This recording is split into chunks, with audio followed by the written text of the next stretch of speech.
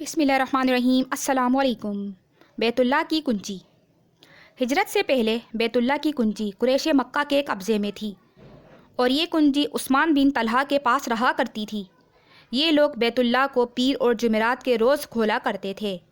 ایک دن حضور صلی اللہ علیہ وآلہ وسلم تشریف لائے اور عثمان بن طلحہ سے دروازہ کھولنے کو فرمایا تو عثمان نے دروازہ کھولنے سے انکار کر دیا۔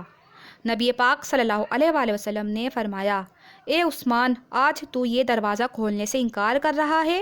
ایک دن ایسا بھی آئے گا کہ بیت اللہ کی یہ کنجی میرے قبضے میں ہوگی اور میں جسے چاہوں گا یہ کنجی دوں گا۔ تو عثمان نے کہا، تو کیا اس دن قوم قریش ہلاک ہو چکی ہوگی؟ دیکھا جائے گا۔ پھر ہجرت کے بعد جب مکہ فتح ہوا اور حضور صلی اللہ علیہ وسلم صحابہ کے قدوسی لشکر سمیت مکے میں فاتحانہ داخل ہوئے تو سب سے پہلے کعبہ شریف میں تشریف لائے اور اسی کلید بردار عثمان سے کہا کہ لاؤ وہ کنجی میرے حوالے کر دو۔ ناچار عثمان کو وہ کنجی دینی پڑی۔ نبی پاک نے وہ کنجی لے کر عثمان کو مخاطب کر کے فرمایا، عثمان ابو کلید برادر، میں بھی تجھی کو مقرر کرتا ہوں، تم سے کوئی ظالم ہی یہ کنجی لے گا۔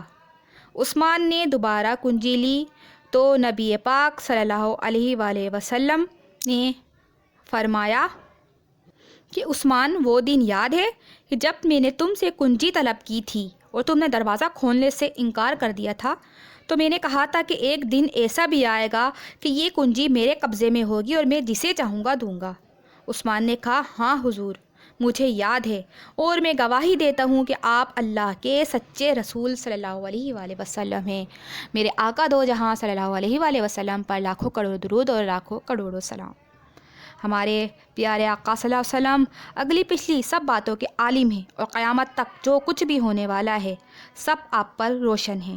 خدا نے آپ کو علم غیب عطا فرمایا ہے اور آپ دانائے غیوب و عالم مکان و مالکون ہیں۔